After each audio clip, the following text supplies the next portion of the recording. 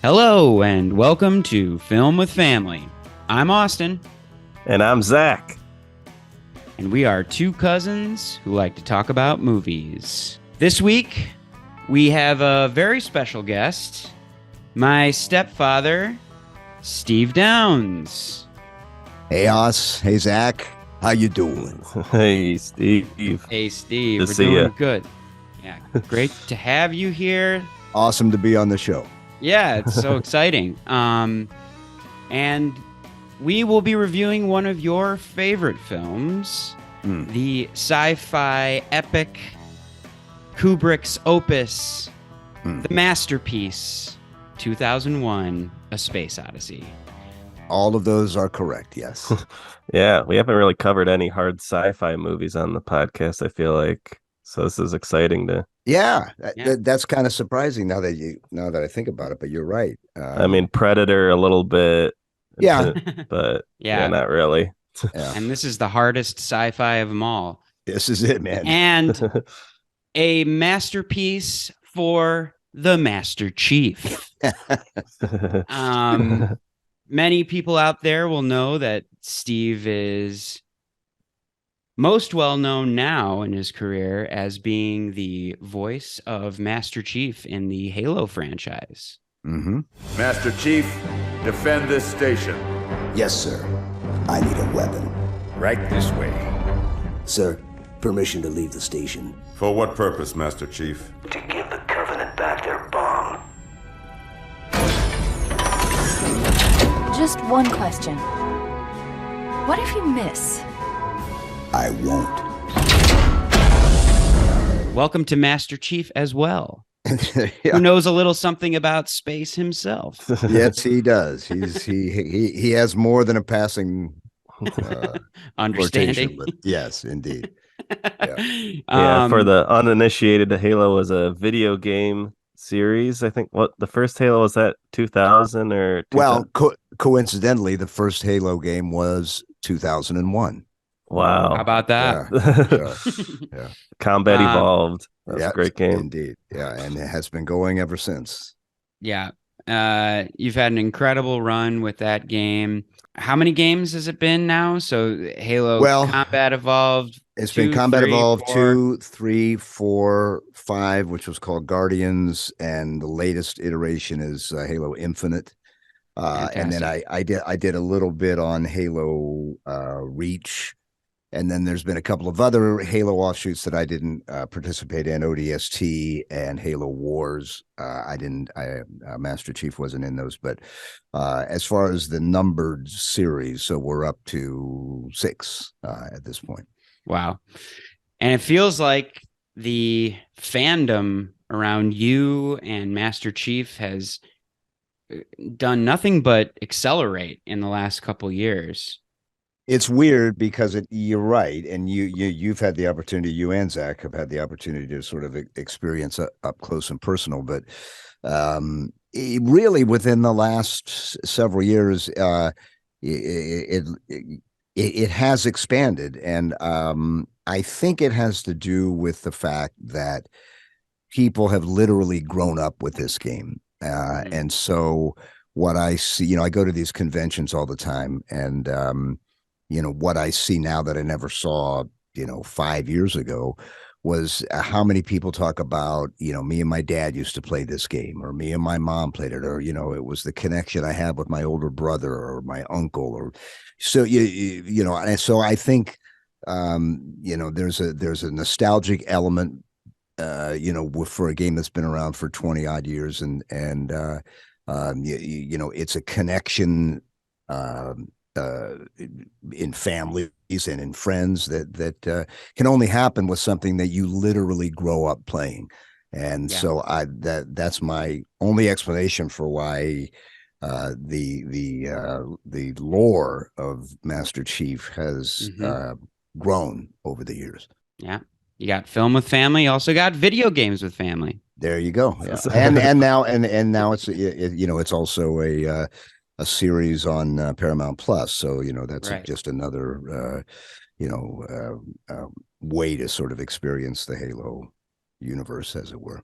Yeah, and so since you brought it up, so one of the first films that I ever made in college that I was really proud of was a short profile that I made about you, and your life as, at that time, both a DJ on The Drive, the classic rock station here in Chicago, which you were the host of for how many years? 14 years. 14 years doing the morning show there. And, at that time, Halo was just kind of, I don't know, it was starting to be a big deal in your career, right? Because kind of. I mean, nothing really the way it is now, but so that would have been what year? What do we? I can't. That was remember. 2008. So it was like, I think Halo 3. Yeah. So that was pretty new in terms of even though we're talking 7 years at that point since the first game came out, and Halo 3 is still considered by fans to be the crown jewel of all the Halo games. So that was sort of a key moment, coincidentally, when we ended up, doing that document. Suburban Superhero, it was called. It was still to this day one of my most successful uploads on YouTube. Has done nothing but just gain traction through the last 15 years. And so beginning last year, we decided, since COVID had settled down a little bit, that we would do a follow-up documentary to that one that we made. And so we've been following you around to a few of these conventions. Me and Zach helped out with one in Chicago. We did one in Raleigh. We did one in Las Vegas, just going to these, following you to these conventions, showing you behind the table, signing autographs, talking to the fans, and then also talking to all the other voice personalities that you're around. So we've gotten interviews with David Hayter, Troy Baker, even Marty O'Donnell. Jen Taylor, the voice of Cortana. Jen Taylor, voice of Demon Slayer, just like all these random people that were just around us. I mean, I think there's even a couple shots of you with the voice of Sonic and Tails, and you got introduced into this. I call it a traveling circus because that's what it feels like. We have, the two-headed dwarf and the alligator woman and we all, the voice of Master Chief and the voice of Master Chief, and we all set up our little tent someplace and put on a show for a few days and then break it down and move to the next town. So at my advanced age, I've finally run away and joined the circus. Yeah, I'll say I had a great time last year in the Chicago Fan Expo. I was like, such a surreal experience getting to interview David Hayter from Metal Gear Solid. He plays Solid Snake and Big Boss. Yeah, I love those games, and he's such a nice guy. And Troy Baker is super nice, who plays Joel. And The Last of Us, another incredible video game franchise. So Indeed. As a big video gamer, I think I'll say I'm the biggest video gamer of the three of us. I think that's safe to say. Yep. Yeah. I was in heaven. I was like, this is so cool. And like, you guys were all seated right next to each other at the expo. I was like, this is awesome. Yeah. It was fun. Yeah. So, I guess to anybody out there who's a Halo fan or a Steve Downes fan, Master Chief fan, we're working on the edit right now of this documentary. We've got a lot of footage and a lot of really good footage. So we're going through it all right now, and we're hoping to have it edited by the end of this year. So stay tuned. Yeah, it's going to be awesome. Not only just, and as you and I talked about when you first came up with the idea is, this is the central story, I suppose, is, Master Chief, 15 years later. Yeah. But it's also this world, this gaming pop culture convention world that I don't think anybody's ever really done justice to, in terms of letting the outside person have a peek into what happens. And these things happen all over the world, and they draw tens of thousands of people, and but you're either in the know or you're not. And so I think what I'm hoping that the documentary will do also is let people have a peek, inside that world that they might not otherwise have.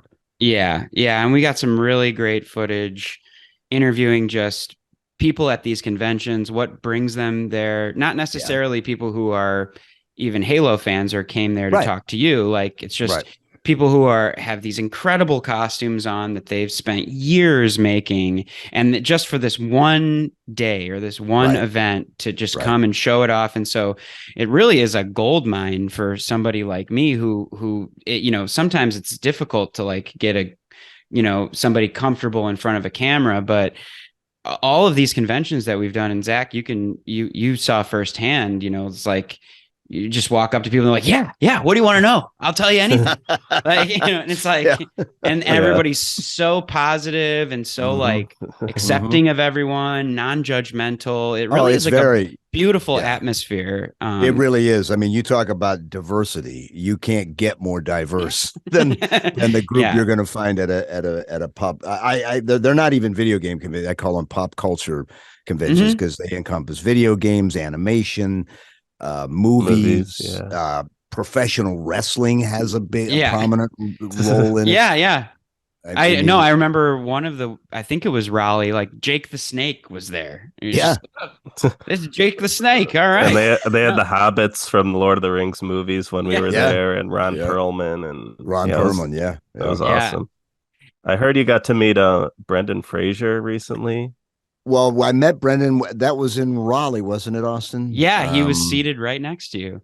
And again, super nice guy. And then lately, the one I just came back from in Nashville, got to meet and hang with Chuck Norris, who is also an incredibly, almost, I don't want to say shockingly, but I mean, he just is so outgoing and friendly and goes out of his way to make you feel comfortable with him. And I was blown away, and it was a pleasure to meet him and talk with him for a little bit. You said that Chuck Norris came up to you and introduced himself to you. Yeah. Now, believe me, I don't think he knew who I was. I don't think it was, I got to meet Steve Downs. Yeah. I don't think it was that. Although I did have an experience at a convention recently, and you're going to have to help me because his name is not coming to me right now, but the guy from Breaking Bad, Giancarlo Esposito. Thank you, Giancarlo Esposito. Yeah. So he's on this circuit, right? And we're at a show, and we're back in the green room just hanging out. And he comes up to me and he says, "Listen, man, my nephew is in town." And he said the one person he wanted to meet was the voice of Master Chief. And I don't even know who in the hell Master Chief is, but would you mind talking and signing a couple things for my nephew? Wow. I'm like, well, Giancarlo, I suppose. Gus. I guess I can do it for you, Gus. Yeah. What are you going to do for me in return? That's right. How are you going to help me? But anyway, so I mean, you have those kind of experiences that are kind of cool. That's so cool. Yeah. Want to double back a little bit on your Brendan Fraser encounter, because as I've been going, because they're very strict about not shooting in the green room with all of the talent. So we couldn't really have our cameras on in any of those situations where you were meeting all of these famous folks that were at the conventions. But we were we have you mic'd up like 24/7. So you're on a hot mic, throughout the whole day. And so we were in another room interviewing a guy who like kind of just sets up your autograph tent and all of that stuff, and just asking him about like kind of the logistics of that. And as we were going through it, I hear in my other ear like, "Hey, Brendan, how you doing? Nice to meet you." And if you don't mind, can I play that audio? Yeah, I don't think there's much, but sure, yeah, just I just to want prove you're not people to lying. hear you meeting the whale himself, The Brendan whale Fraser. himself. That's right. The mummy. Yeah, we got just a little piece of it on a hot mic, so I'll play that. Brendan, I'm Steve Downs. I'm right next to you today, so I just wanted to say hello. And a big fan of your work and everything. Thanks, Hope things are going well. All good. Good. Did you come from California? No, I'm in. Where am I now? Chicago. Exactly. Who's your daddy? Yeah, exactly. Well, we were in Chicago. We bought a place in Sarasota, like all old people do, and then. Of all of these people that you've run into, is there one that stands out as like your favorite person, or like somebody who you were like a big fan of? Well, the starstruck. Yeah, the one that comes to mind immediately is Keith David, who has a great film catalog. The Thing, I think. The Thing, Platoon, and is also the voice of the Arbiter, who is his Master Chief's sort of they're kind of enemies. Rival. His rival, right? Thanks, Zach. Yeah, in the first few games, and then they become allies later. But I just have always had a great respect for Keith David as an actor, as a voice actor. So when we got to be on a panel together, and I was the fanboy in that particular situation. I was very starstruck by that. And I've met a lot of the Star Trek people, Shatner and a lot of the Next Generation people, with the exception of Jean-Luc. I've not met him, but so, meeting those, being like, I was obviously, I was a fan of Star Trek, growing up, and then Star Trek Next Generation. So it was cool to meet those guys. And that was in Raleigh, right? Didn't like Shatner bring in like the governor or something, or like he was like, I don't, he's at a lot of these things, and they all sort of blend together. And usually he's not the most approachable guy in the world. Although at the last one, he was. Yeah. And also, you got to give the guy his due. He's 90 some years old, been to space a couple of years ago, right? He looks great for his age, and still goes, does these conventions, on a fairly regular basis. So, hats off to him. Yeah. Got to respect his version of Rocket Man. Have you ever seen his performance of Rocket Man? Right. Do we have to respect that? Really? Miss the Earth so much. I miss my wife. It's lonely out in space. One of my favorite live performances. Yeah, another cool thing about these conventions, it seems like you've really befriended some of these other guys that do the circuits. Like, it seemed like you had a pretty good friendship with Troy Baker from The Last of Us. Yeah, I've known Troy. Yeah, Troy. I actually met Troy at one of the first conventions I ever did, and he was a veteran even by that time. And that might have been around 2008, to be honest. It was somewhere around there when one of the first shows I ever did. And he was there, and was just sort of embracing and, kind of, was showing me the ropes of the convention business. If you will. So, yeah, and he's a really nice guy and a tremendous actor. And, I really have a high respect for his work. Yeah, he's done so many roles. If you just check out all the things he's done on Wikipedia, it's like he's done more things than you can imagine. Unbelievable. Yeah. He's the voice of Joker, right? He does Joker and like one of the animated series or something like that, or a video game. I think so. Yeah. And then of course, the main guy in The Last of Us, and had a role in the HBO series too. A small. Right. Yeah, his episode is really good. Yeah, it is really good. Yeah. Yeah. I also was saying you were interested, maybe covering The Last of Us for the podcast. You're a fan of the series? Big fan. I think it's.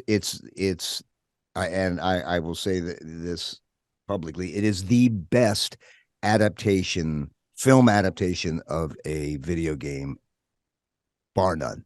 Wow. Yeah. And I just think they and part of it I think has to do with the fact that the creator of the game collaborated with the filmmakers. So it a lot of times, the video game people are discarded. It's like, yeah, okay, we got this. Yeah. And that's not the case with The Last of Us. So I just thought they nailed it. And I never played the game. Never have played the game, and yet was thoroughly engrossed by the series wasn't. There was a friend of mine who does play the game, and he could fill me in on the, how this was game related and that. But even if you don't have that, it just as a standalone series, I think they did a hell of a job, and I can't wait for the next season. Yeah, I played the game and I watched the series, and it's cool to see how they found ways to deviate from things that were in the game as well and make it. But it their didn't own. bother you, right? I mean, it didn't bother you. Just enriched the experience. That was like some of the best stuff of the show was when they added their own new characters or more backstory, and exactly. Yeah, it was really well done. Yeah, I was very impressed with that. Yeah, I mean, I guess I would be interested to hear your take, Steve, on how video games have kind of become a primary storytelling mode, like TV or like movies. And I don't know, like when you're approaching Master Chief, do you like approach it kind of like an acting role? Like, I mean, it's not very just much a so. voice. Yeah. Like, no, it's very much so, because you are telling a story. There is a story there. I mean, I think people, there's three types of gamers. There's the people who just like the gameplay part, and all the other stuff is, just a distraction. There are people who really love the story, and the gameplay is secondary. And then there's the people who like all of it. So I think it has become a major source of what we used to, when growing up with films and television, the fantasies that we would create from those things now are serviced by video games. And with the added thing of actually participating in the story, you are an active participant. You're not a passive participant. So as an actor, when you go to voice these characters, you have to, if you want to have it have any weight at all, you have to approach it that way. To be able to do the character justice, I guess is what I'm trying to get to. Yeah, absolutely. And yeah, I just think that it's so cool how video games have evolved into this like prime. I mean, I think the video game industry eclipses, like in terms of like financially, I think the video game industry makes 10 times the amount of money that cinema or TV makes. Like I think you're especially if I don't have the numbers on that, but it's up there, I think. I can tell you this. Somebody who I won't mention his name, but he would have knowledge of such a thing, estimates that the Halo franchise over the last 22 years has made somewhere in the neighborhood of $15 billion. That does not include the hardware. That doesn't include how many people bought Xboxes because they wanted to play Halo, because Halo is one of those, it's proprietary to Xbox for the most part. I mean, eventually they made it available on PC and that kind of thing, but it's not something you can play on PlayStation or Nintendo or whatever. Yeah, they should just change the name to Halo Box at this point. Well, I guess so. So $15 billion from one video game. That's incredible. That's incredible. Pretty amazing. And to answer your next question, no, I don't get residuals. And how much of that $15 billion do you have? That'd be a big fat zero. So I guess it's safe to say you are a action star yourself. Okay, sure. I'll give it to you. And having just met Chuck Norris, I'm just curious, who are some of your favorite action movie stars. I know we were kind of talking about this last night. We had dinner, and you were telling me that you liked the Arnold documentary that came out. Yeah, I mean, I wouldn't say, he's one of my favorite action stars, but I mean, hey, I loved the Terminator series, most of them. Of course, yeah. I liked Total Recall. Yeah. So, I mean, he's been involved with some pretty cool films. And sci-fi stuff, which is your bread and butter. Exactly. But action star, well, the name that first thought, best thought, Clint Eastwood, and right, because he was in many ways the model for me developing the voice of Master Chief. Marty O'Donnell, who you mentioned, who was the integral in the creation of the game and part of the one of the founding fathers of Bungie and all that. Composer. Composed all the music in the Bungie games, cast all the voices. That was the direction he gave me when we went in to do Combat Evolved. He said, think of Clint Eastwood when Clint Eastwood was doing the spaghetti westerns. He didn't say much, but when he did, somebody usually got killed. So, that was my launch pad for developing the voice of Master Chief. And it's funny because recently, and I don't even know why, I was watching some old clips from the old Bungie games, especially Combat Evolved and Halo 2, and listening to the voice, I can really hear the Clint Eastwood affectation of those early games. I don't think it's that apparent in the later games. I think eventually, I sort of developed my own voice for him, but we certainly started with a Clint Eastwood. And to me, one of the greatest Westerns ever made was The Unforgiven. I think that's just a masterpiece of in terms of the Western film. Yeah. Which he, starred in. And so not only are you well known for your role as Master Chief, but you were also like we were saying, a radio DJ for most of your 44 years. Yeah. 44 freaking years. Freaking years. That's so you started out in Pittsburgh, Ohio? Well, my very first job was at the college radio station in Dayton, Ohio, at the University of Dayton. That was my very first. That was 1969, something like that.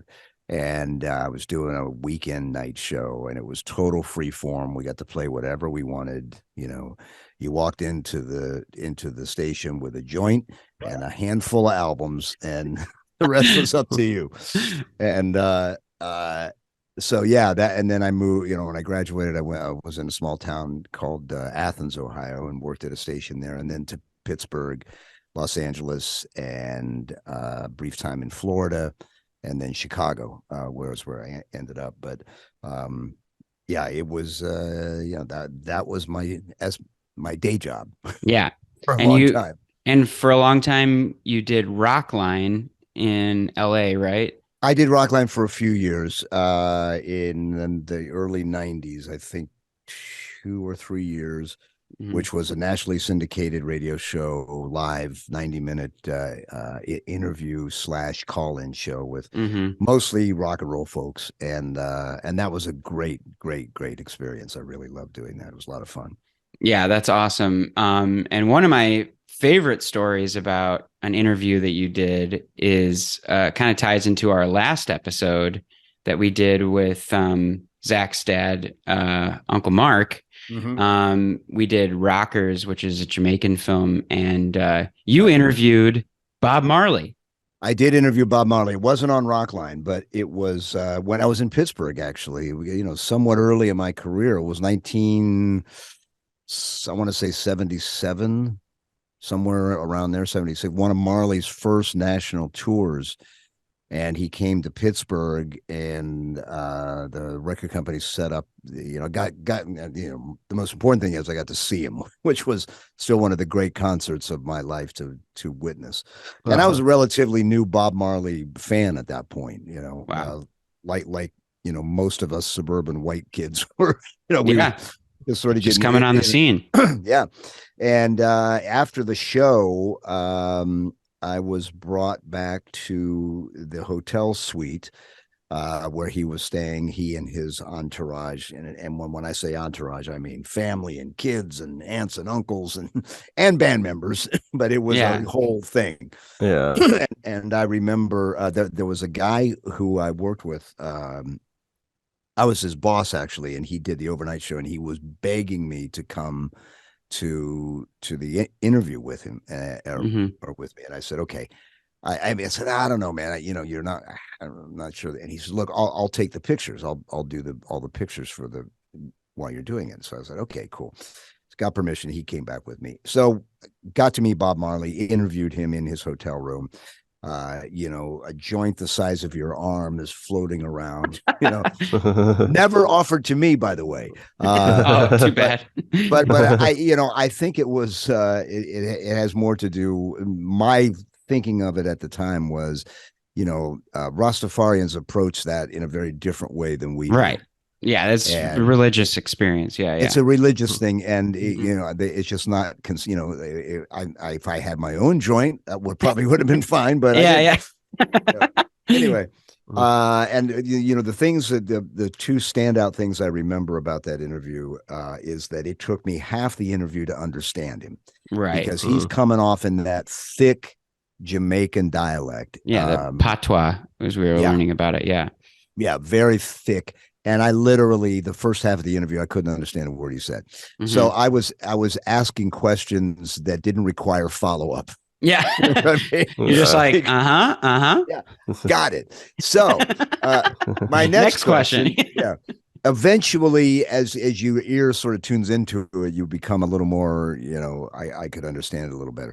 And then the second thing I remember is the moron who I brought with me neglected to put film in the camera. I have no visual documentation that this actually ever occurred. Oh, God. Wow, some cameraman.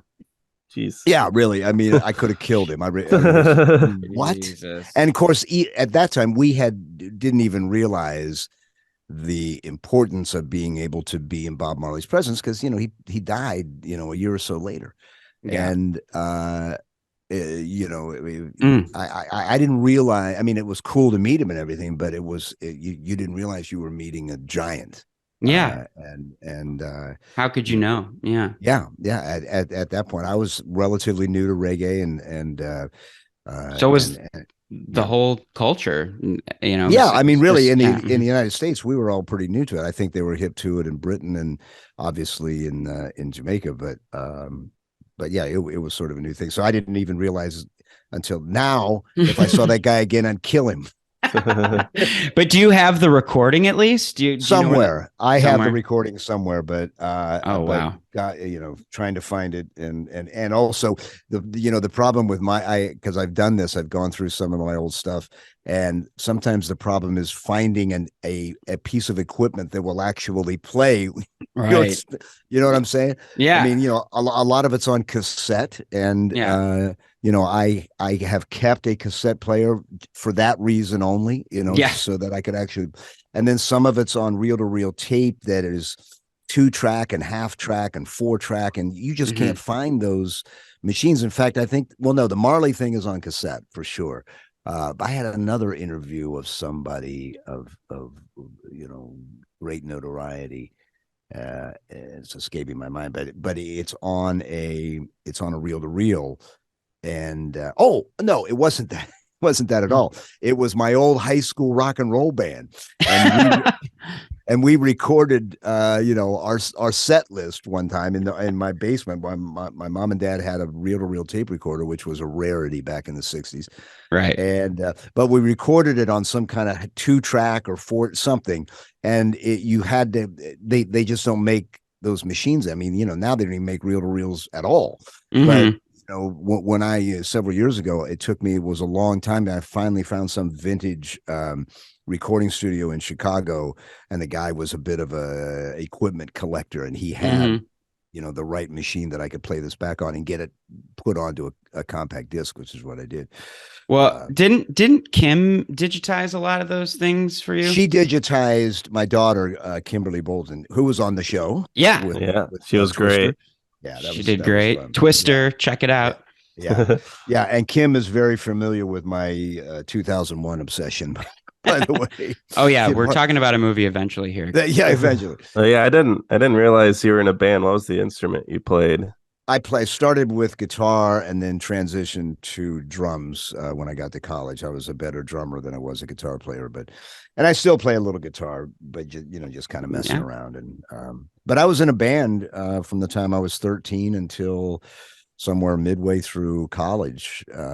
We played at bars and bar mitzvahs and fraternity parties and the usual circuit. You like writing original songs and all that? No. This was way before. No, you guys and your band, way ahead of us. I mean, no, back then everybody was just a cover band. We were all just covering, whatever the hits of the day were. Yeah. So your bread and butter was like kind of classic rock in terms of like the kind of music you enjoy, right? Well, it was, yeah, but you have to understand it wasn't classic then. Yeah. Led Zeppelin was a new group. Let It Bleed was a new album. Yes, it became classic rock, and that's what it is to this day. And so, in terms of my career, that was certainly what I was most attached to and most familiar with. Yeah, who are some of the other like guys that you really respected, and like some of your guys that you got to meet or interview through your radio career? Well, the obvious ones, which would be the Beatles and the Stones. I often say the Beatles changed my life in every way that something can change your life. There's just there's no doubt about it. And the Stones, because they're the Stones, and Zeppelin, and sort of all the classic guys I've gotten to meet. I never met any of the Beatles or the Stones, but I've met and interviewed Robert Plant and Jimmy Page several times. The Aerosmith guys, pre-sober, by the way. Yeah, that was fun. Yeah. Lemmy from Motorhead. Speaking of pre-sober, that was another. That was an interesting weekend. Weren't you kind of friends with Joe Walsh? Joe Walsh I knew early on, first as a fan growing up in Ohio. The James Gang were from the Cleveland area, and so I saw that band before they even made any records, and then Joe, later on, Joe became very radio friendly, and he would go to radio stations all the time, and so yeah, I got to meet him and hang out with him. We went to Hawaii for the station I was working for in LA had a week-long Hawaii broadcast, and Joe came along, and that was an experience. Yeah, I got to imagine. Yeah, that sounds like so much fun. Again, Joe pre-sober. Yeah. Thank God he's so, and because he's, he probably wouldn't be with us if he didn't, but a really cool guy and a great guitar player. I have a quick question about Joe Walsh. Yeah. Does his Maserati go 185? Absolutely. Standing still. My Maserati 185. I lost my license. Now I can't drive. Yeah. I got into a big Joe Walsh phase last year, a couple years ago. I love Barnstorm and all that stuff. Anyway, I digress. There, yeah. Yes, we digress. Okay. So, shall we talk about this movie that's been talked about more than any other movie in the history of certainly mankind? It could very well be, and there is one. It's interesting because in preparation for this, obviously I wanted to rewatch the movie, and I've seen that movie more than I've seen any movie ever by a long shot. And you and I have experienced it in unique circumstances. Just talk about that. Yeah, I mean, I saw it on first release back in the spring of 1968 with my girlfriend, Barb Schneider. I remember her name. I remember everything about that night. Wow. And Can you take us there? What was that night like? So, she was my girl, and so we went to the movies, and I was intrigued because I was already a science fiction fan at that point, but I knew nothing about the film. How old at that point? I would have been 18. I would have been 18. Oh, wow. And I knew zero about this movie. There was no press I read. It was a different time then. And did you know anything about Kubrick or? Not really. No, okay. Not really. No, yeah. I maybe had seen Dr. Strangelove, maybe. But I really, I just was going because it seemed like a cool movie, and that was it. Yeah. One of the many, many, many interesting things was this movie was presented, like you're seeing an opera, right? There's a prelude. You right. walk in, there's a blank screen, and they're just playing all this weird music, and then the movie starts. There's an intermission. Right. I think it may have been the second time in my life I ever went to see a movie and there was an intermission. The first one was Ben-Hur. I remember going to that with my dad. And then so I mean the whole environment was foreign to me.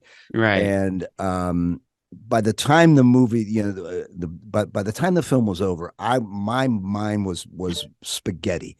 And I don't think Barb really liked it all that much. I couldn't put a sentence together coming out of that film, and I just thought it was just earth shaking to me, that experience, and one that I will never forget. And the other thought that I have, and this may sound a little presumptuous on my part, but I take pride, if that's the right word, in saying that my favorite movie of all time, number one, numero uno, is also happens to be one of the greatest motion pictures ever made by anybody's good taste. measure. Yeah, I mean, I'm proud of that. That you had like an early jump on it, and you kind of got your mind blown before anybody else did. Yeah. And then we at the time, people weren't that thrilled with it when it first came out, right? I mean, it took some time for it to catch on. And it eventually did. It was one of the biggest selling movies of that year, it turned out. But yeah, I mean, the story of the premiere of 2001 is fascinating in that it was roundly panned. Yeah. One of the only favorable reviews initially of 2001 was written by Roger Ebert. He was one of the few critics nationally. I don't even think he was national at that time. At that time, I think he was still just Chicago based, but he was one of the few who liked the film. It was universally panned. And the story that you shared with me, Austin, that I watched of the guy who wrote the book of the making of 2001 and the Chicago Humanities talk that he gave. Yeah. He gets into detail about the night of the premiere and how hundreds of people were walking out of the theater, leaving, not they're leaving midway. They're out. Grim-faced, Kubrick was lost in thought, and tears of humiliation could clearly be seen on Clark's face. A flood of people left at the intermission, including Clark. And in the end, over 240 people walked out that night. And we know that because Kubrick told Jack Nicholson that back when they were shooting The Shining, and he remembered the exact number. It's so typical of Kubrick, 240. He remembered. Now, but I mean, think of how crushing this man had just spent the last 4 years, 4 or 5 years, an immense amount of time and energy that was put into making this film. And, there was never a more hands-on director than Stanley Kubrick. That's for sure. And imagine how crushing that was that night when he came away. And it was, like I said, it wasn't just panned, it was universally panned, and MGM's ready to blow their brains out. They're thinking we just dumped a shit ton of money and this is going to be a bomb. Now, it wasn't it wasn't long after that it began to turn, and mainly because when it went into general release, instead of a bunch of old fogies going to see the film, it was 18-year-old kids like me, seeing it, and we were much more open to this very non-traditional way of viewing a movie, and the movie went on to become a commercial success as well as an artistic success. Yeah, I think the tagline they used was the ultimate trip. So they're The like ultimate trip. They're trying to target the stoners and the acid guys. Like, but the get interesting fucked up thing, and see this movie. Exactly.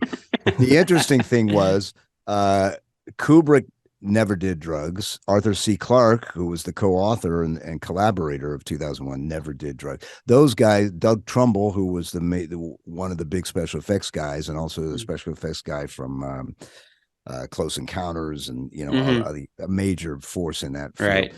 He said we were all straight as could be. He said we couldn't have done this if we were high. We couldn't have done what we did. Yeah. No, I mean the film is famously incredibly scientifically accurate. So they're going into the lab every day for 18 hours a day to like actually concoct a scientifically accurate portrayal of space. So yeah, they're not getting high.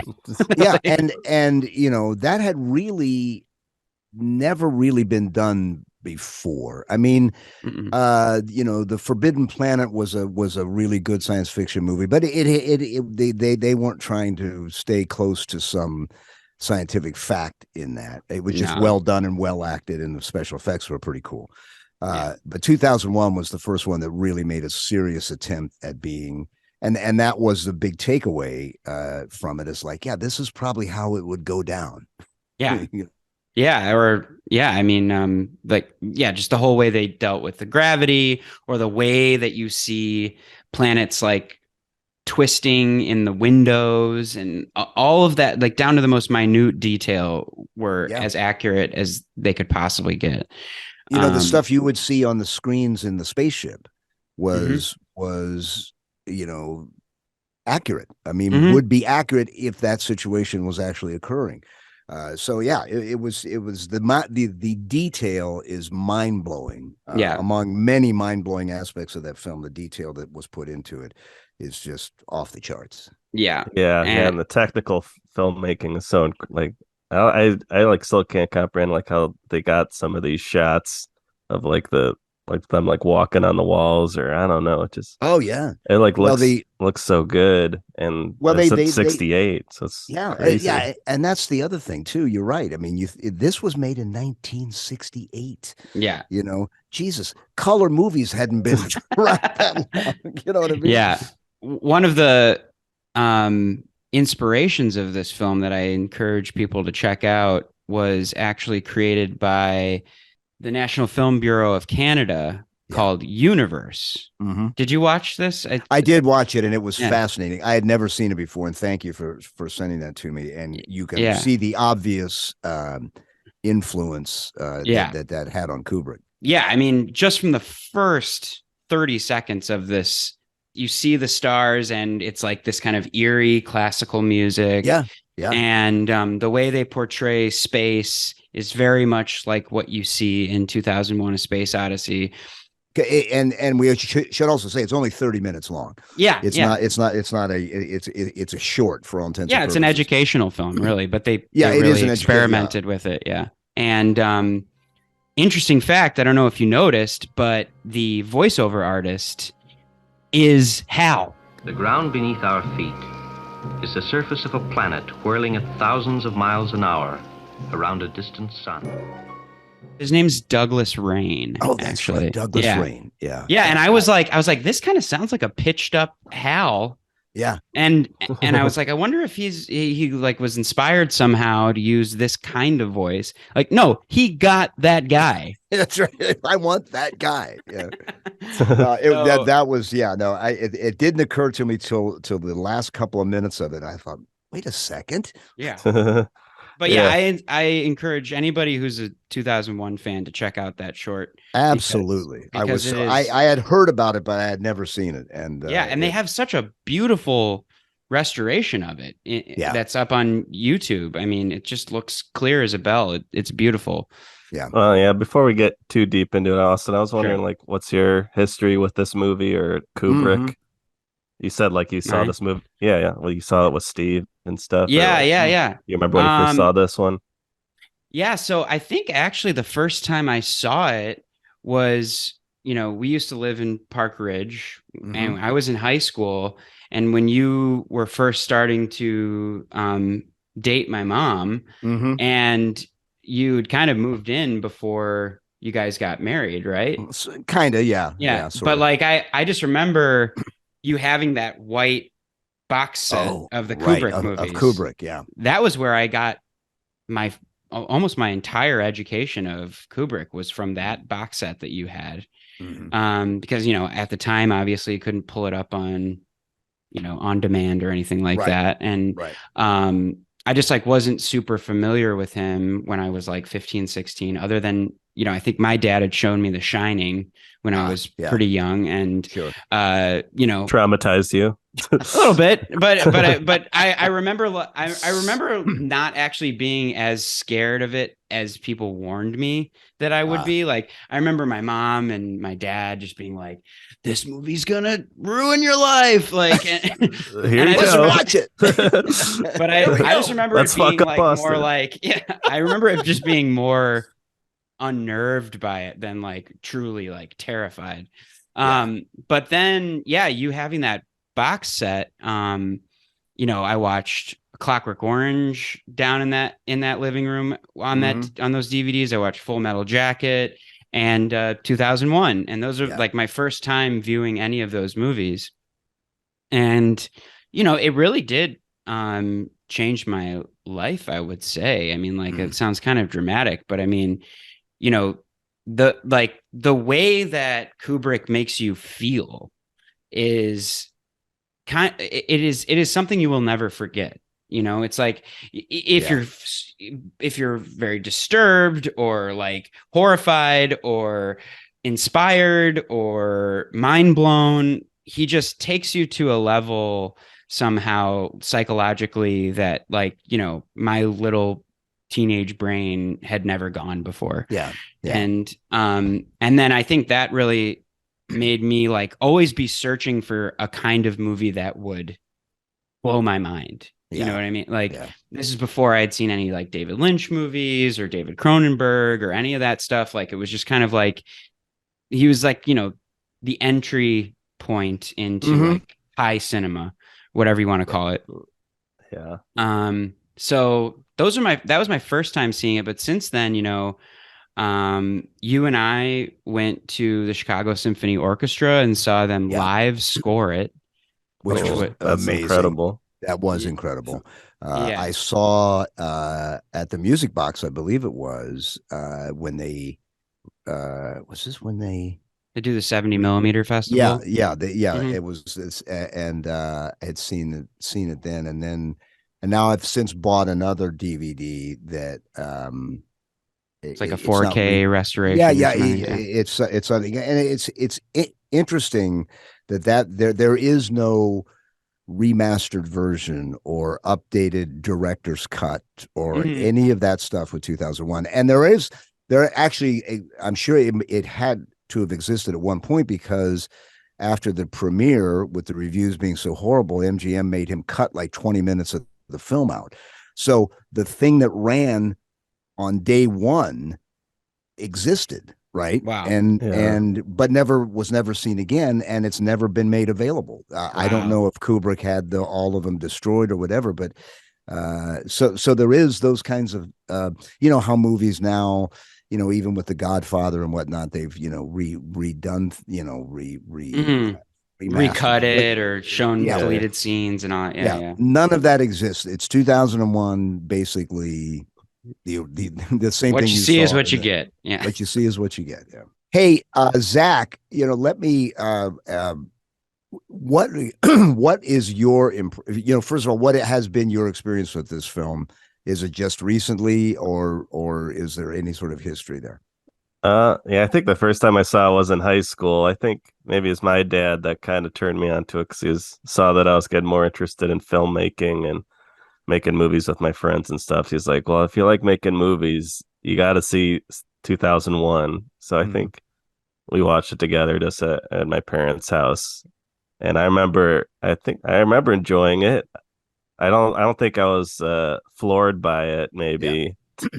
Maybe I think I was a little too young, or it's like I was a little too slow for my high school brain, and just being and seeing home. it on a television, you're having your first experience seeing it on small screen. However big the screen was, it would be small by comparison to the theater. Yeah, unfortunately, I've never seen it in theaters, so I'm very jealous of you guys. Yeah. The only watching it yesterday was my third time seeing it. Not every time, it's just been watching it at home. But yeah, I do like it more each time, and I recognize it as the masterpiece that it is now. And I don't know if it was because I watched it again a couple of days ago, and I just pulled it up on what's now called Max, HBO Max, and I don't know if it was Max or if it was the cable company, but or if it was just being spoiled by having seen it. In the first time I saw it was in Cinerama, the bent screen, and then the 70 millimeter versions and the orchestra, the orchestra, the 4K, and then you pull it up on HBO Max, and it looked like shit. It was like, when it first came on, I was like, what is wrong here? I don't know. I'm sad to hear that you had that experience because I watched it on Max this morning and I thought it looked crystal clear. Oh, okay. Well, then maybe I just had it was just a bad night. I mean, we both have the same cable company, but Well, I mean, I watch my stuff through an Apple TV. I don't know if it was like through your internet on your TV or sometimes. No, it would have been through the cable company. So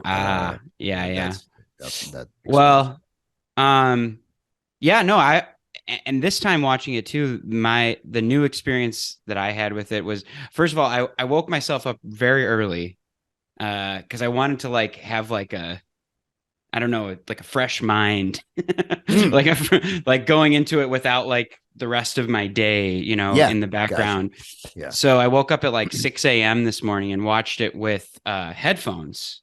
Which interesting. Wow. I did it with headphones too. Really? Yesterday. Wow. Yeah, it is a completely different experience because I mean, this movie is, I would say as visually stunning as it is, I mean, the sound I would say is even more important. No question. Yeah. Interesting little sidebar about how important the sound was and how important the music was to that experience. It was critical. And one of the things in reading the making of the film. I want to credit the author. I think his last name is Benson. Yeah. Space Odyssey book. Yeah, that came out a few years ago. Yeah, it's like the movie. It's a little dense. There's a lot there to process. But one of the little tidbits among many is that Kubrick had originally commissioned the guy. I think I wrote his name down here to write the score. It was all going to be original music, and he was just using, the Strauss pieces and all of that as sort of placeholders. Alex North is the name of the composer. Yeah. And Alex North had written an entire score for the film. Never got off. Never been heard by any. How would you like to be that guy? I know. So rough. Yeah. So, but I mean, the music is perfect. It's perfect for the film.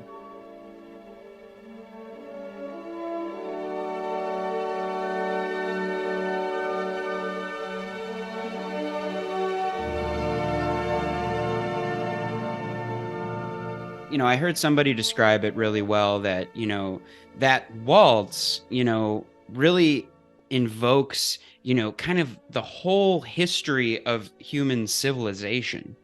Because it's like you imagine people going from an ape to waltzing elites, with this intricate music that kind of, is all about sort of custom and treating people with a sort of particular manner, and then just how the music complements just the way that the spaceships are moving, and like the literal gravity of space. I mean, it just obviously it's like a space ballet with Exactly. the pen floating around, and it's very fun in a way. That's exactly what it is. Yeah.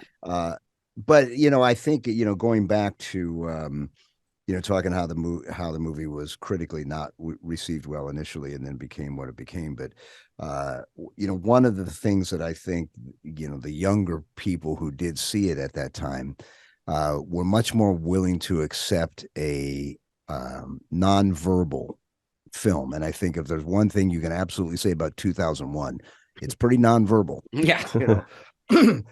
There's not a lot of dialogue in there, and what is in there is fairly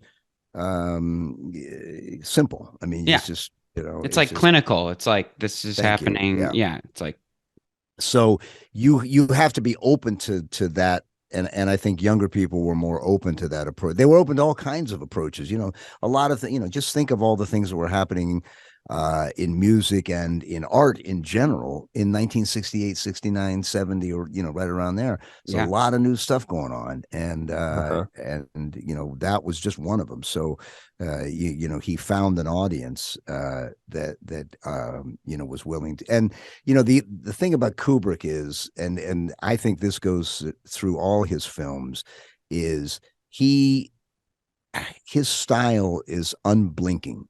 You know what I mean? He'll stay on a shot for a long time, and to the point if it starts to make you uncomfortable. Yeah, absolutely. And I mean, and it invokes something very particular out of you. Like he's doing it for a reason, I guess. And that's what when you were talking about your first experience with Kubrick in general, that's what brought that to mind. Is that he does. It's like he reaches inside of you in some way. And this is another fascinating thing that, it's funny when you watch a film and you guys have watched multiple movies multiple times. And I'm sure you both have had the experience of you see things that you didn't see the first 2 times, or in this case, the first 12 times I watched, you see other things. And one of the things I saw in this most recent watching was how many times food was involved at the eating of food in this film, from the dawn of man sequence when they're eating raw meat from freshly killed animals to the very end shot of the old Dave Bowman eating that eating dinner, and in almost every case it's not very appealing. Like on the Jupiter, whatever their spaceship's called, they're eating like the different colored like hummus or something, or it's just like different types of slime that they got to eat, or like the liquefied food that they just eat out of a straw, and like the children's photos like corn and at one point they do eat sandwiches like on the way to like the moon, and like that looked pretty good. What's that, chicken? Something like that. Tastes the same anyway. Any ham? Ham. Oh, yeah, that's good.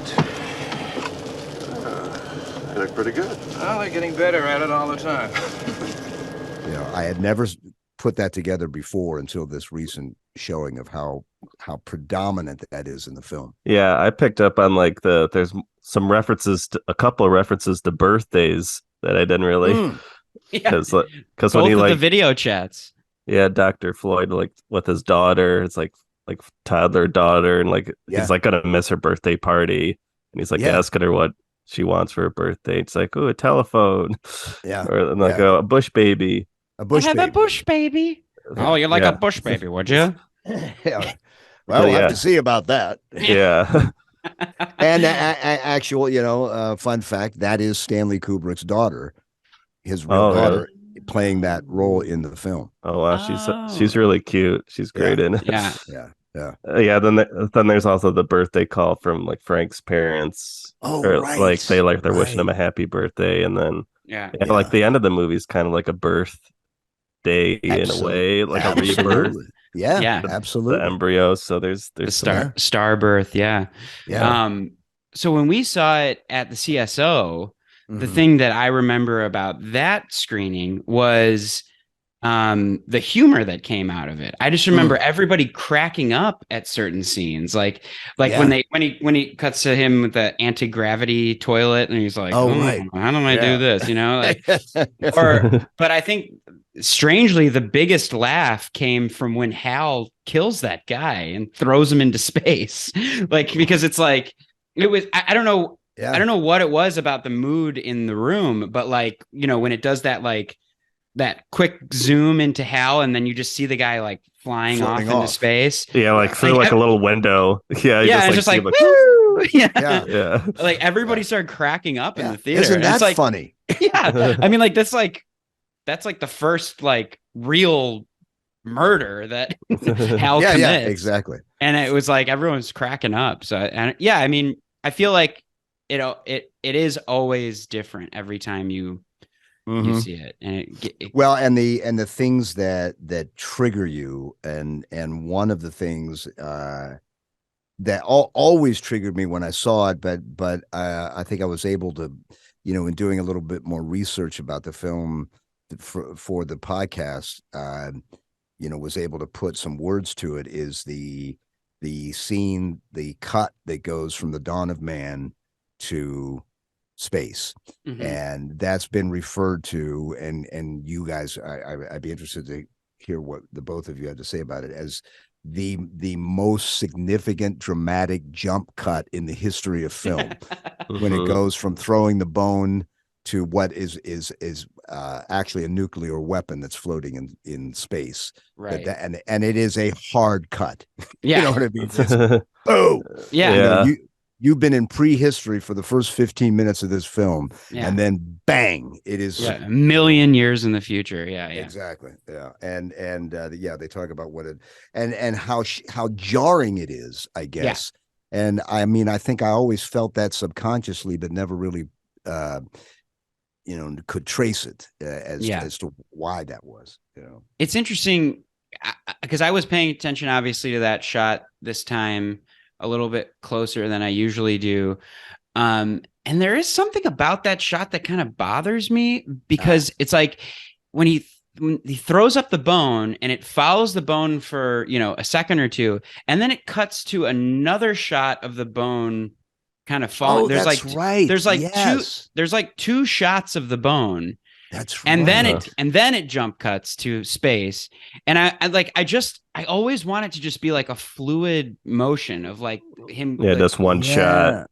But I mean, the connection that it puts in your head from, you know, prehistory to, you know, a million years in the future, we have a nuclear bomb that's circling the Earth. I mean, right. I mean, there is a direct line, you know, from that. Yeah. So, yeah. I didn't realize that was a nuclear bomb. I just thought it was like a satellite or something. Or well, yeah, you would know it by watching the film, but in doing some of the research on it, it's a nuclear warhead that's floating over the Earth, and you know, it's the advancement of weapon technology. To accomplish the same thing that the ape picking up the bone was.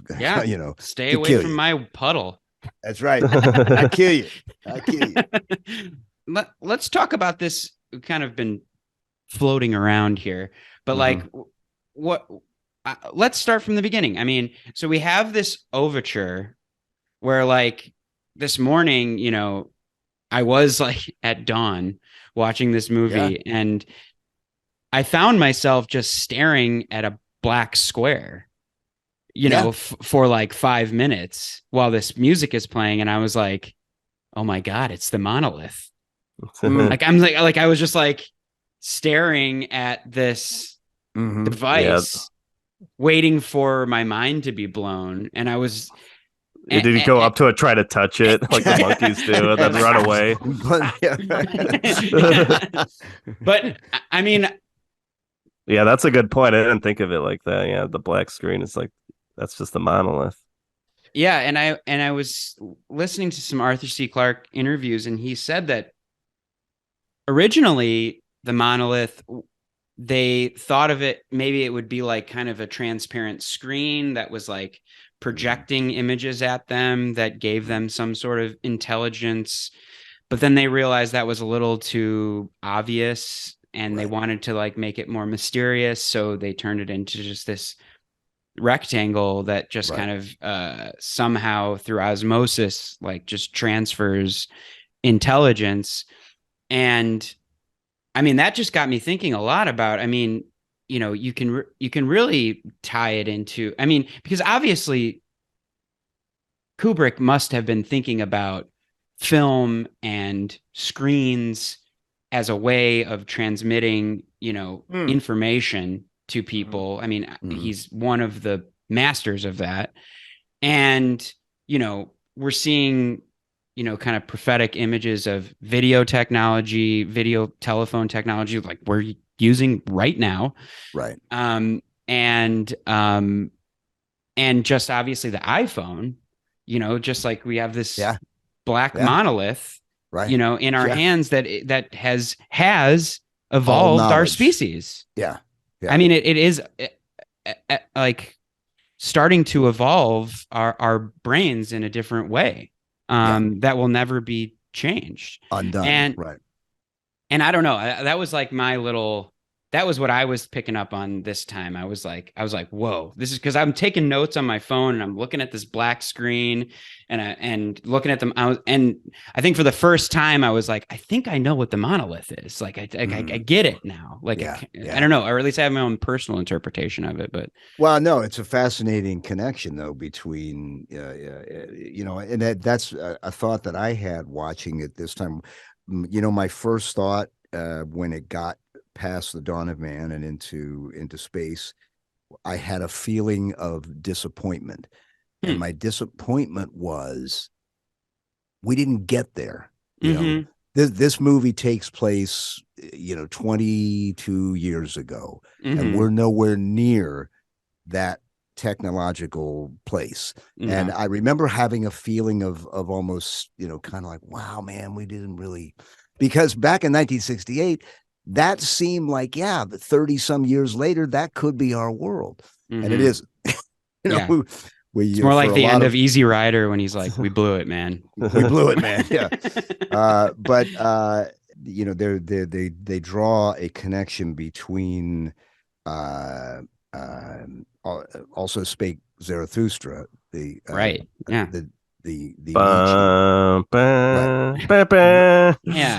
I'm talking about the book. That Frederick Nietzsche wrote. Yeah. You know, and it's probably absolutely no coincidence that music, in addition to being perfect for what it's where it is in the film, but there's also a connection between, you know, Nietzsche's idea of the Superman, you know, and that, you know, his idea that the human race, you know, is merely a transitory place between prehistory man and, you know, the next big thing, which would have been whatever intelligence they found on Jupiter to move us along. And somebody else described the monolith that they found on the moon as a burglar alarm.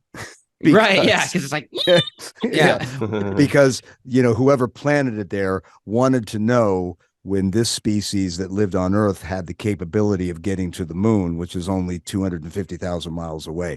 But that would be a signal to them that, like, okay, guess who moved into the neighborhood? Yeah. Well, I heard, and that signal, I think, is being transmitted to Jupiter. Correct. So that's why that's why they go there. Yeah. So So it's like there's like multiple monoliths that are just like trying to drag humanity like out, kicking in space. And screaming. Out of the literally out of the Stone Age. And into space. You know. And you know, that his Kubrick and Clark's theory, because Clark has explored this idea in a couple of things before 2001, and it's not a novel science fiction, plot that our species has been impacted by non-human intelligence, and that has affected our growth progress in various ways. So it's kind of a fun fun theory to dwell on, and you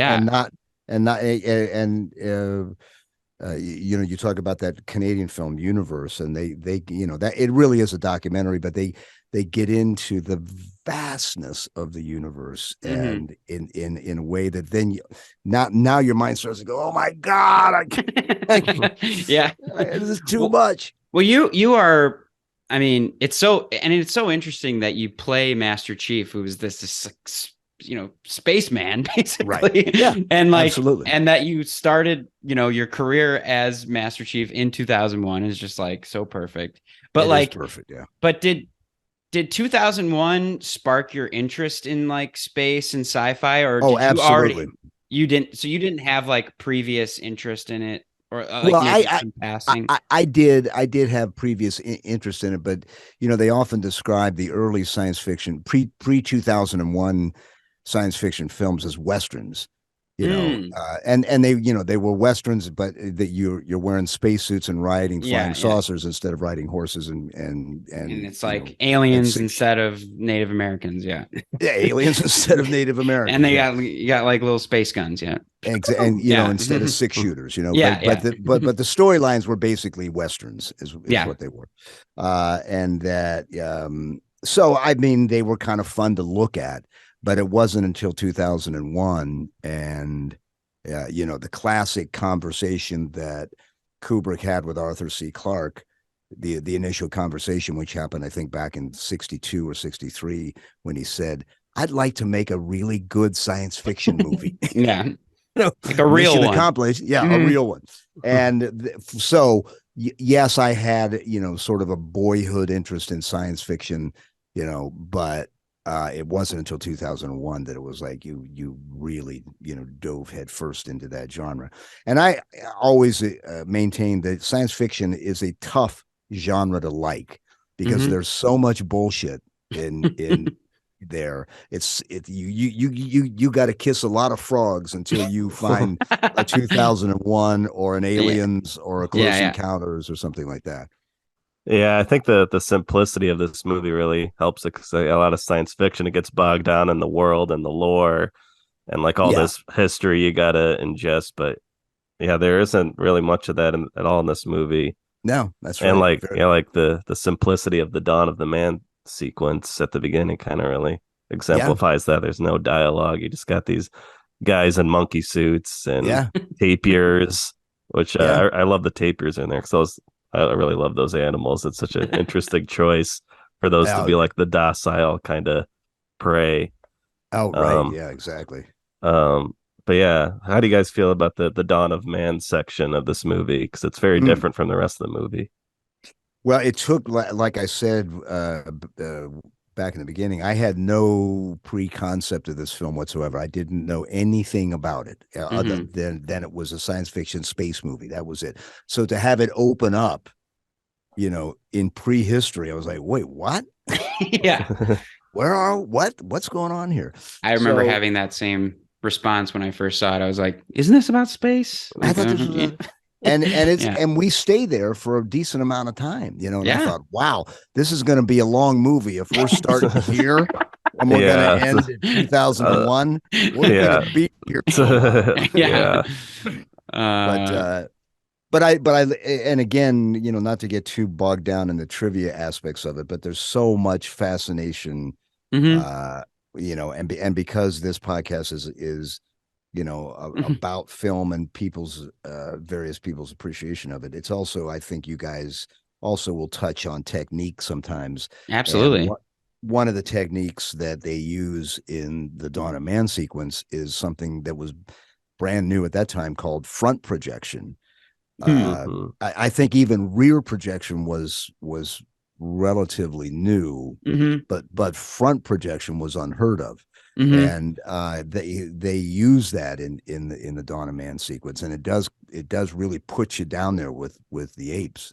Yeah, I was watching a video about this, and like, yeah, it is very complex how they shot this, because they shot it all on a studio, all the Dawn of Man stuff, and they just had these still images from Africa that they like turned into transparencies, I guess. That's what I'm trying. And like the transparencies are what are getting projected, and so the camera is actually shooting through.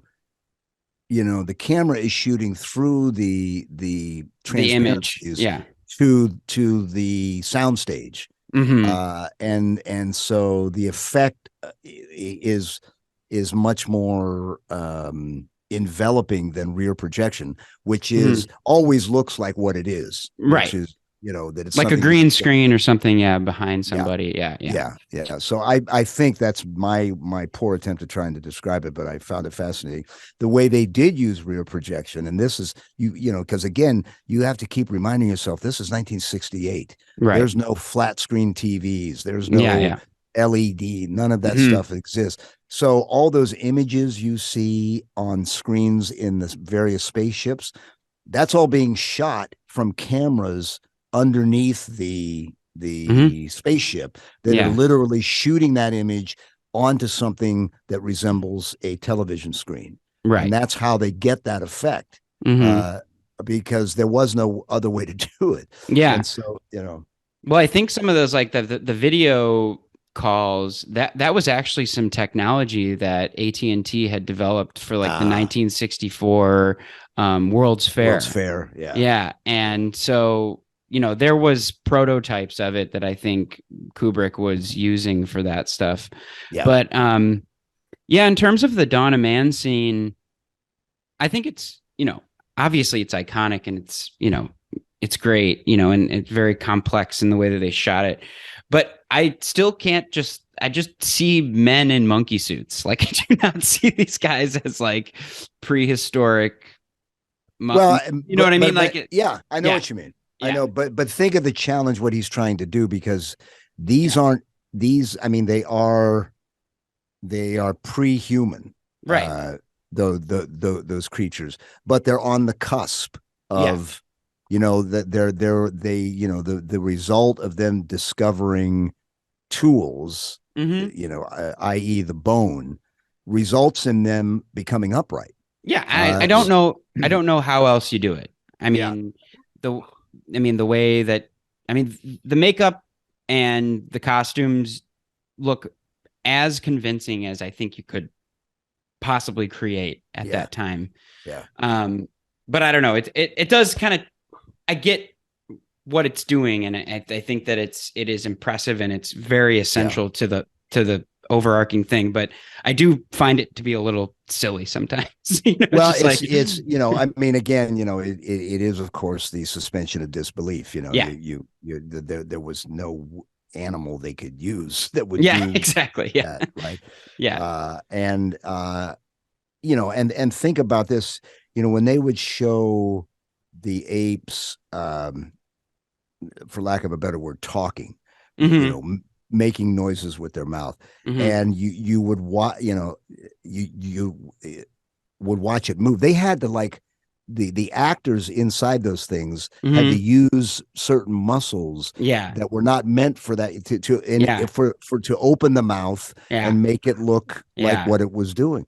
And so I get what you're saying, and I don't disagree with you, but it is important to.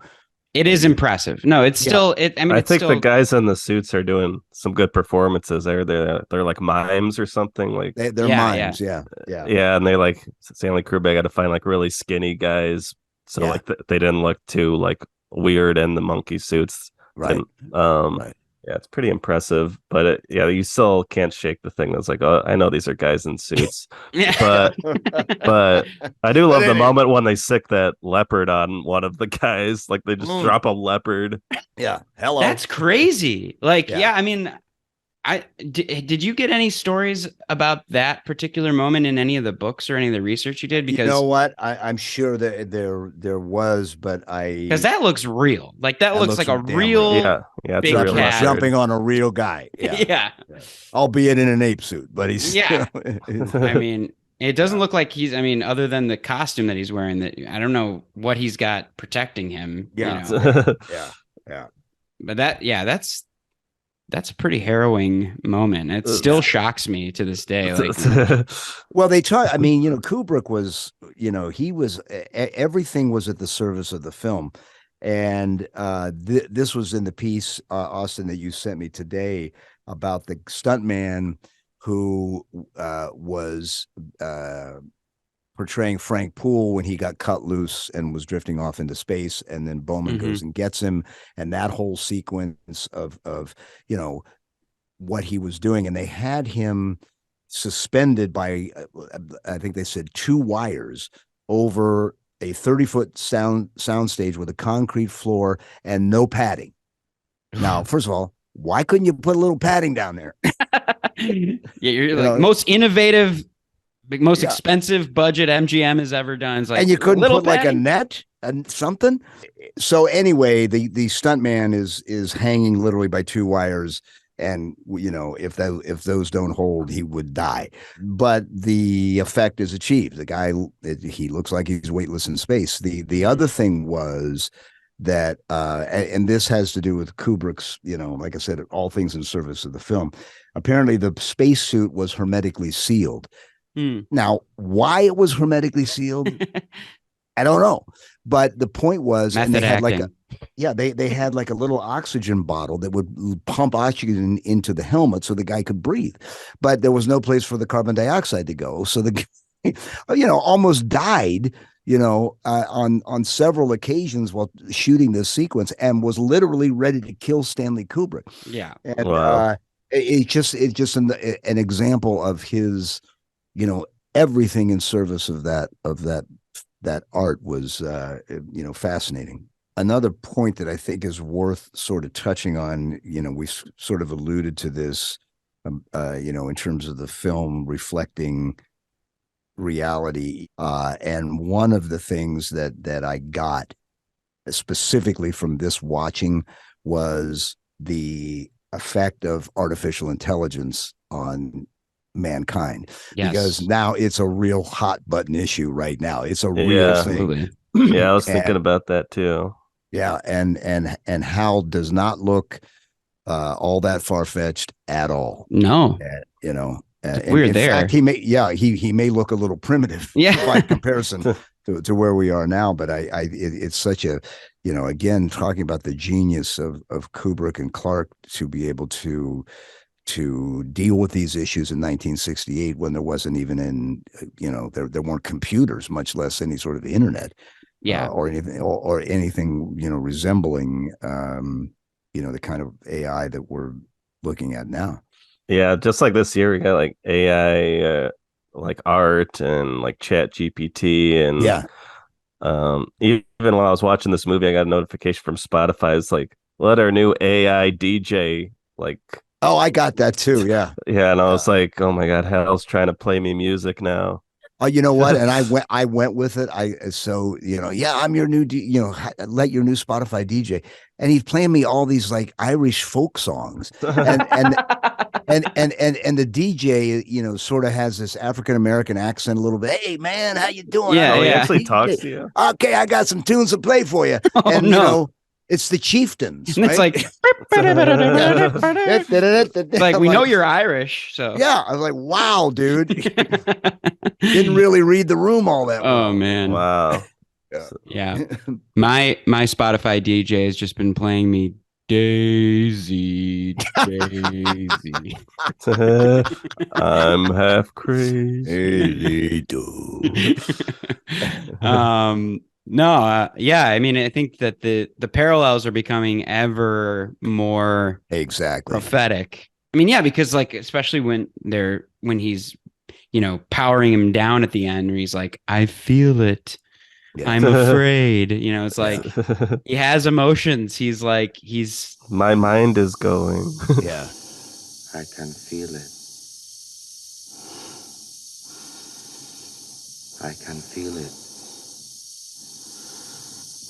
I'm afraid. He has a real concept of what it's like to die. Yeah. And that's what's happening. And that theme is explored a little bit in the sequel to 2001, which is 2010. That Kubrick had nothing to do with, but they do explore, because Hal's consciousness survives, and as does Dave Bowman's, and they sort of become one, and so it's the entity that is Hal lived on past the destruction of the machine. Yeah, I saw that movie 2010 last year, and it's not a great movie, but there's definitely some interesting stuff in there. Yeah, there is. I mean, it's got a pretty impressive cast, and Peter Hyams directed it. He sought out Kubrick and asked him if he could do it. He said, I'd like to do it, but if you don't want me to do it, I won't do it. Yeah, you got to get his blessing. Yeah, and Kubrick was like, I don't give a shit. I mean, words to that effect. He had moved on. He said, do whatever you want. Yeah, he said, make it your own film. Don't worry about it. Tough act to follow, buddy. Good luck. Yeah, good luck with that. But I agree with you, Zach. I think it's not a great film, but it's if you look at it as a standalone. I mean, Helen Mirren's in it, Roy Schreider, John Bob Balaban. Yeah, I mean, it's got a pretty impressive cast. And, but which is a pretty big contrast from 2001, which has no identifiable. Yeah, Gary Lockwood was. He was the. If there was a familiar face, it was Gary Lockwood, who was Frank Poole, and he was, he was a secondary actor in westerns. I mean, you recognized his face, but that was about it. Yeah, it is pretty impressive that the most memorable character that comes out of this movie is Hal, and he's just like a red light, but he makes such a big mark, such an impression on people who watch the movie. It's pretty impressive, and even more so now, just in terms of what we're talking about for current day. Yeah, as a voice actor yourself, Steve, you must be. Yeah, it's an incredible voice actor performance of Hal. It's so interesting. The challenge with voice acting is the only tool at your disposal is your voice, as opposed to being on film or on stage where you have your body and movement and your face, and your facial expression to express whatever it is you're trying to express. Voice acting, you got your voice to do that, and the way and what was his name again, Austin? Douglas Rain. Douglas Rain. The way he does it, because it's a pretty flat, monotone delivery, and the screen is giving you nothing. You're looking at a red dot. Nothing. So, and yet, like you said, Zach, the most emotional entity in the entire film is Hal. And it's delivered by an actor who's delivering it in a very flat, he's trying to be as monotone as he possibly can without sounding like a machine. And and it works. And he did do, a really good job. I always have that. Just a moment. Like, and you get it. Because he's it feels like Hal is like, wait, hold on. Something's coming in. Yeah. Please hold that thought. I got something coming. Like, just give me a second. Like, there's like some emotion behind it, like some kind of like, oh shit. Hold on. Yeah, and you feel it, right? I mean, you when he does that, just a moment. Yeah. It's like you get it. It was like, you're like, oh, he's processing something. Like, some new information. Here we go. Just a moment. So this is the question I want to pose to both of you guys, and I guess I have my own theories, but so what is the mission that Hal is trying to protect that is so important? The mission is they have discovered extraterrestrial life, and it's coming from Jupiter, and they're going to check it out. But why does he think that it, like, why the crew can't be let in on it. Yeah, like why is it that Hal is so protective of that secret? I'm not sure why he finds it like important to like kill all the people in order to protect that secret message. You know what I mean? Like I don't know. I feel like he's like trying to preserve himself because he like overhears or he lip reads that they're gonna disconnect Hal. So he's like, I gotta get rid of these guys before they do that. And like, well, I'm gonna have to kill everyone else because they're gonna figure out maybe that I took care of these guys too. So it's like, well, I gotta kill everybody. But the lip reading is after they suspect that he's trying to compromise. Like, well, no. I read it like I actually think it's a combination of what both of you said, but what the problem was then is that Bowman and Poole think there's something wrong with Hal, that he's misread. He's not perfect, and if he's misdiagnosed something on the ship, now he can't be trusted. Right. If he can't be trusted, we have to disconnect him because we don't know if this has never happened before. And if this could happen for this, so he's got to be taken out of the picture. And Hal's not a fan of that. Now the question is, why is he not a fan? Because of his the priority of the mission, or is it the priority of maintaining his own existence? Because it's like I was reading it like because that first mission out into space, that first spacewalk where they're fixing the antenna or whatever, and then they come back and they're like, there was nothing wrong, Hal. Right. And like, was he trying to kill him then to get him out into space, or he just fucked up? I think he just fucked up. Yeah. I mean, and he's not willing to admit it. Yeah. He's like, and he's not willing to admit. That's right. Yeah. Yeah. I don't have errors. Sound like anybody we know? Well, definitely not as intelligent. Definitely not as intelligent. That's right. So he just messed up. He didn't want to admit it. And they're like, we got to disconnect him. And then he got pissed off and killed everybody.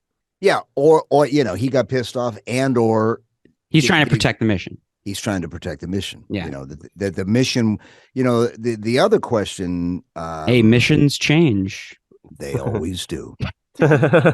Missions change. They always do. That's right. Yeah, things would have gone down differently if Master Chief was on that Jupiter. Yeah, it would have been a whole different deal. Yeah, you would have been taking out Hal right away. That's right.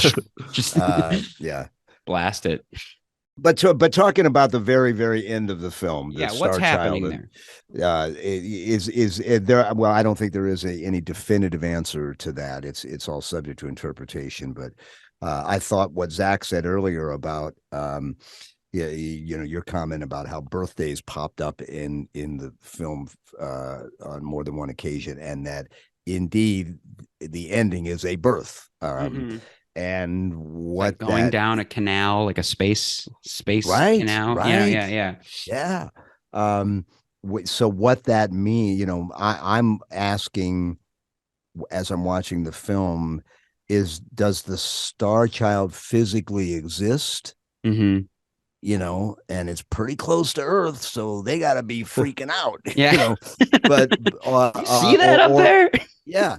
Yeah. I think there's no mention of that big baby in 2010, the sequel, exactly. right? Exactly. They just ignore that bit. Yeah, that never happened. So, so is it meant to be emblematic of something else or symbolic of something? And then if so, what? This is the rebirth of man, and that goes back to the Nietzsche thing about that we're merely here to transition from primitive to highly advanced, and now we've gotten there. And let the games begin. Yeah. I mean, I don't know. My interpretation of it this time, and again, I don't know if this is right, but they were going to show an alien in the end of the movie. Like they had prototypes of like how they would show some kind of alien. But I guess there's a quote where Kubrick said, trying to show an alien is like trying to show the face of God. Like we have no idea what this would look like or what form it would take.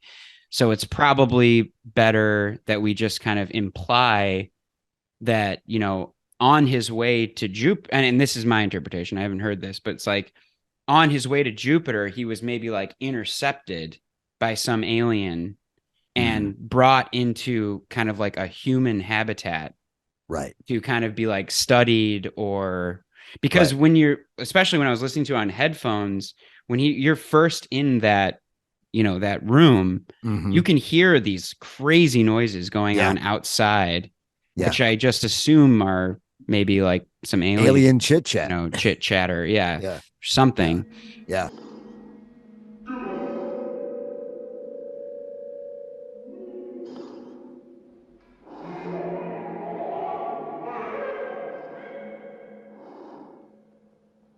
Where is he at the end of the movie? I mean, obviously everybody's got their own interpretation, but that was kind of my feeling. So he's just like kind of captured by an alien and in this weird little habitat that they made for him. Yeah, I don't really know, but it is interesting. It's like an ornate looking bedroom. Yeah. And yeah, it's like interesting, like the sequencing of like his Eva pod, I think they call it, like is just like in the bedroom, and then the second later that the pod is gone and it's just him standing there in a spacesuit. Right. And then he sees this man like eating dinner. Then suddenly the spacesuit guy's gone and it's just the older version of himself eating, and then he sees the even older version of himself in the bed, and then then suddenly where the guy that was eating is gone. So it's like kind of, I just like the weird, it's like feels like a dream logic kind of thing. It doesn't feel very much so. Doesn't feel real at all. I think the idea that whoever was calling them there, it has Bowman, and has a human being, and that the room is a place that would be psychically familiar to him, as well as maybe protect.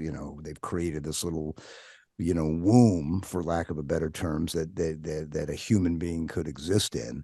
And then you see this rapid aging process happen, and then the end is a rebirth, and so I think it is I mean, there obviously there's alien interaction there, that is happening, and that the end of the movie is mankind now taking the next step. And I think that's, whatever that step is, of course, is up to you. The movie ends before that happens, but that's what it feels like. It's steps, from primitive man to space age man to whatever the next thing is. Beyond man. Yeah, beyond. There you go. Wow. Okay, I like that. Beyond man. Yeah. I mean, do you believe in aliens, Steve? I for the longest time I have, only because, and the point is brought up in that Universe film that you sent me.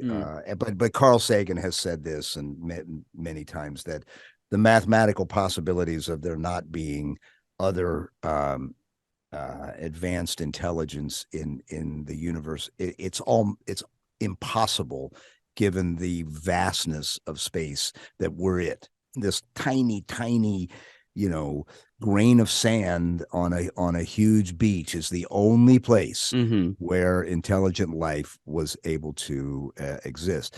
Then the next question to that is the thing that's called the Fermi paradox, which is the scientist, atomic scientist, having lunch with his other atomic scientist friends. Fermi was his name, and asking the question, well, if there is intelligent life in the universe, where are they? And it's not a sarcastic comment. It's more like, why haven't we made contact, or they contacted us? And the two prevailing theories are, one, the vastness of the universe. It is like trying to find that, stepping out on a beach and trying to find a particular grain of sand.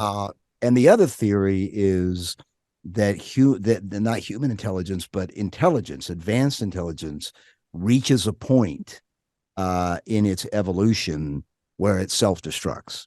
Mm-hmm. That's sort of the pessimistic way of looking at it, is that intelligence gets to a point where we create things that basically blow ourselves up, and then you start all over again. So if there was intelligent life beyond us, that was ahead of the food chain than where we are, they got to a point where they, figuratively or literally blew themselves up. And you start all over again. That's why we haven't contacted anybody. So, that's not a very optimistic way of looking at things. And I tend to go with the other one, is that, they just haven't found our grain of sand yet. Yeah. And that we don't possess the intellectual capability to travel, vast distances in space yet. Yeah. Haven't, can we get it? Theoretically, I think it's possible, but we're just not there yet. Yeah. And until that happens, we're just stuck in this little backwater place that unless, either, like somebody else, my stepdaughter, Julie, we were talking about, for some reason, about alien life. She has a theory that if you noticed, the government lately seems to be much more forthcoming about talking about UFOs. Have you noticed this lately? Right. Yeah. And they're making it public, where it used to be like, no, that's a weather balloon.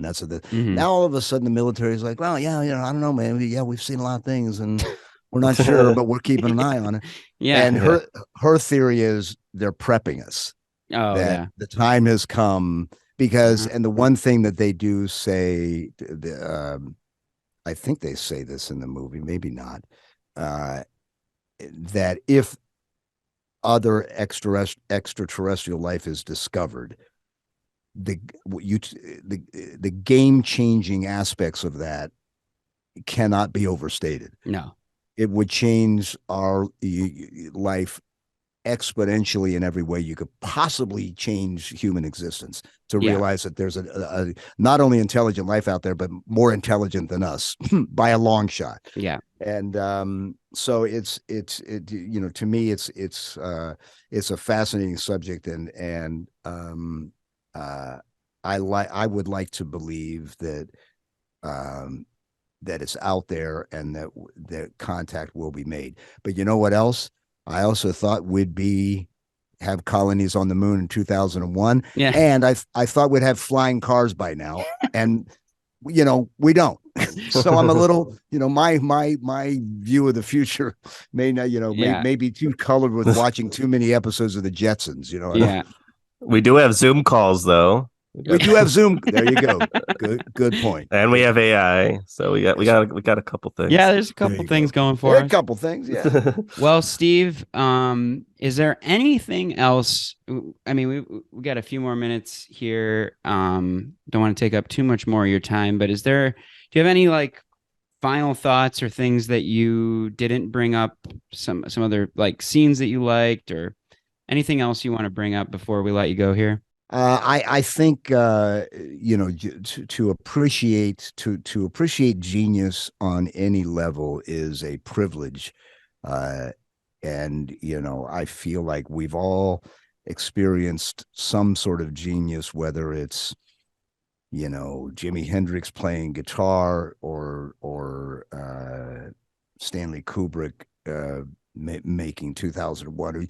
When you're in the presence of that and you witness it, it's humbling and it's awe-inspiring, and in a lot of ways it can be reassuring that maybe we're not such a bad species after all. If we can, if some of us can achieve this level of genius, and we get to absorb it. So, and I really feel like with 2001, that is certainly personally the way I felt, is that we got to see somebody do something that is just so amazing and thought-provoking and interesting, that it's a privilege that we were able to have that experience. So I guess that would be my final thought, and just the joy of, you know, the art of motion picture making, and you guys really, it's so fascinating to hear everybody's experience with a film that they were moved by, and what an interesting medium film is, that in this day and age we can all sort of relate to. And so that's why I enjoy the podcast so much, because thanks. It's just I think it's a subject worthy of, not only do we talk about specific films, but we talk about the emotional reaction that it brings out in people. And I think it's always, it says a little bit about everybody, and that's how it comes out, Yeah. My dad has said that we are the Stanley Kubrick of podcasters. So that's there you go. All right, I'll go with that. He actually said that. I'll go with that. We're pretty much the same. Yeah, pretty much. All right, Zach. So what are your final thoughts on this? I think it's good. You think it's got legs? Yeah, it's good. Pretty good. I think he's doing some interesting stuff here. Yeah. A lot of people talk about how this movie is slow, and it is slow. It is slow, but that's good. Yeah.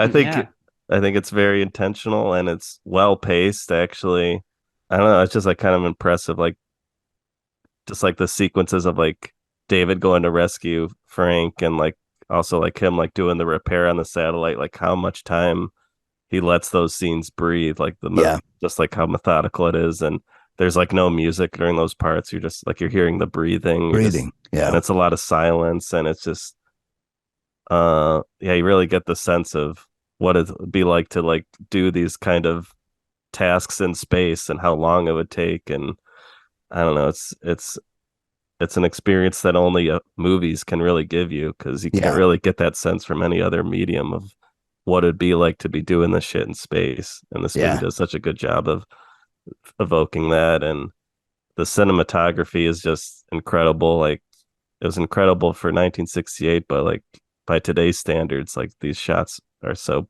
beautiful. Yeah, they still hold up. Yeah. I love that there's like a lot of symmetry in the shots. That I always love nice symmetry, or just like a lot of things are kind of framed dead center, which I really enjoy. I love the shot of like the flight attendant like kind of like walking like up the wall, and like right.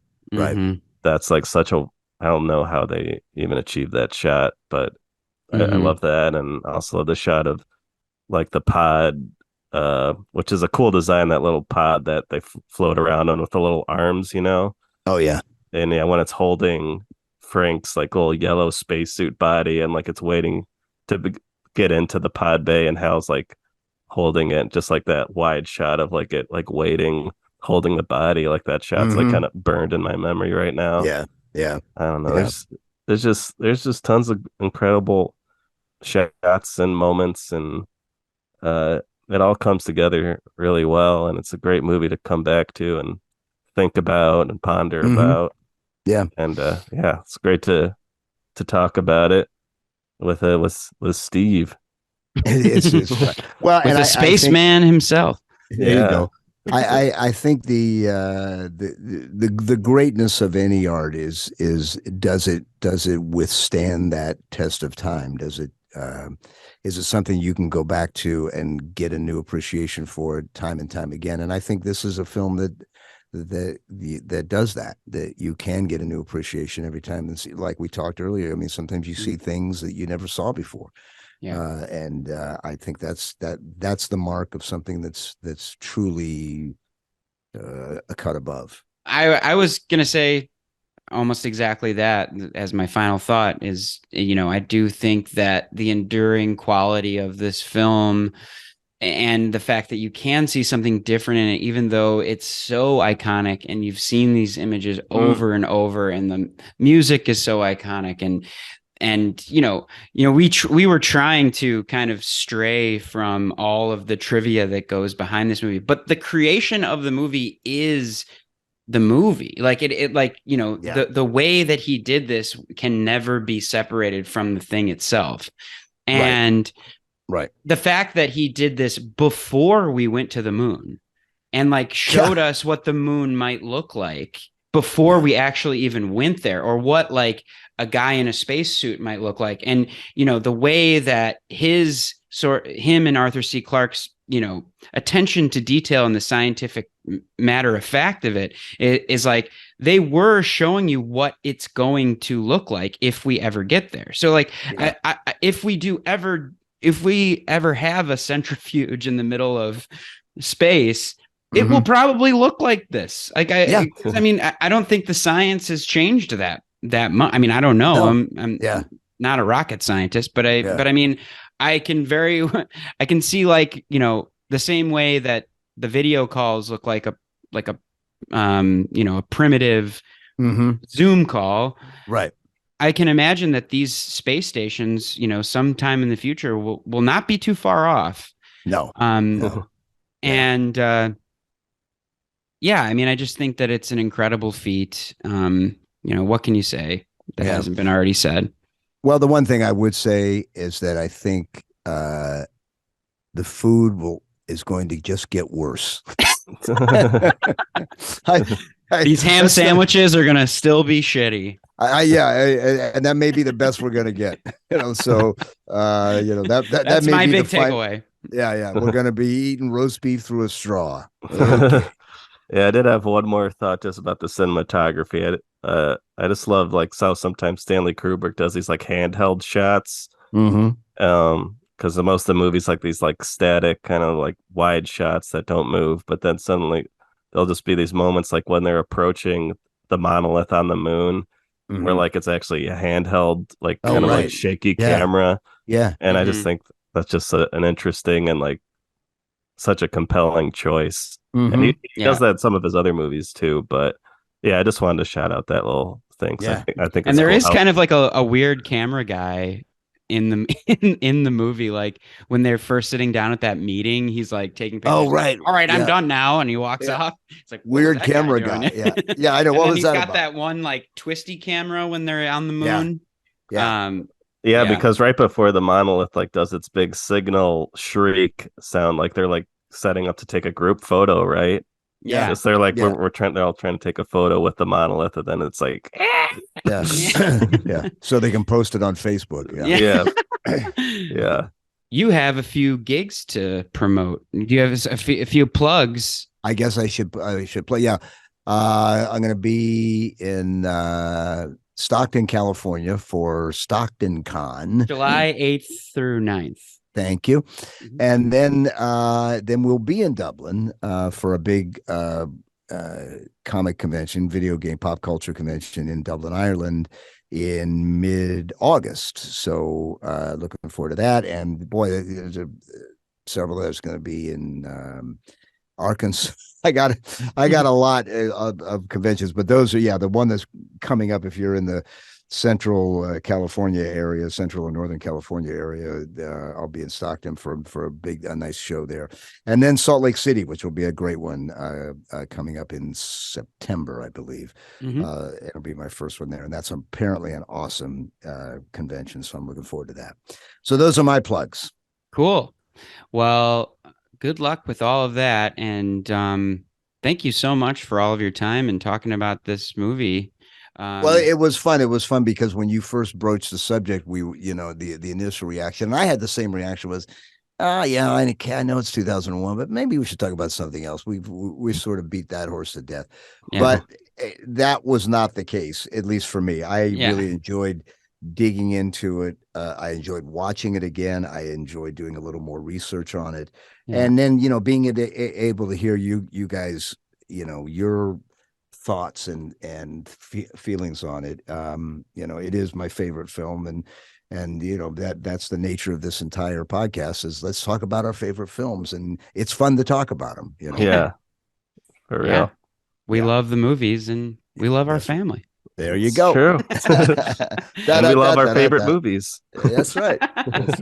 No, I mean, it seems like ground that has been so well tread, but But yeah, I mean, I think that the nature of this podcast is to talk to people about the thing that really stirs something in them. And exactly. And this is that movie for you. I mean, since I've known you, you've talked about this movie and how much it's changed your life and how influential it is. And it's just so incredible that like you are an iconic spaceman. Who started in 2001. So crazy. It really is. Yeah. Full circle. Yeah. You know, I mean, be careful what you wish for sometimes. Yeah, exactly. You are part of like sci-fi history. Yeah. Yeah. Halo is a monolith franchise in a way. Yes. In a way it is. Absolutely. Mm-hmm. Yeah. It changed a lot in video games, and, you were part of it from the beginning. So I think that's really cool. And I'm sure there's a lot of people out there that are going to be excited to hear your perspective on this stuff. So I hope so. Yeah. It was fun to do for sure. Yeah. And we should do our little plugs. Thank you for listening to this podcast. Make sure to rate and review and subscribe to wherever you're listening to this podcast. We're also on social media at Film with Family on Instagram and Twitter and YouTube. Check us out there. Mm-hmm. And if you have anything you want to say to us, send us a voice message or a comment. Maybe we missed something or need something corrected. You can send us an email at filmwithfamilypodcast@gmail.com. Yep, and you can also follow me and Austin on Letterboxd if you're interested in what we're watching, what movies we're watching. Austin C. Pruett and zacharyzweifler are our handles. Yeah, and as I said, we love the movies. And we love our family. Thank you, Steve. Thanks, guys. Finish the fight. Finish the fight. Finish the podcast. Yeah, please. Please finish the podcast. All right. Sayonara. See ya.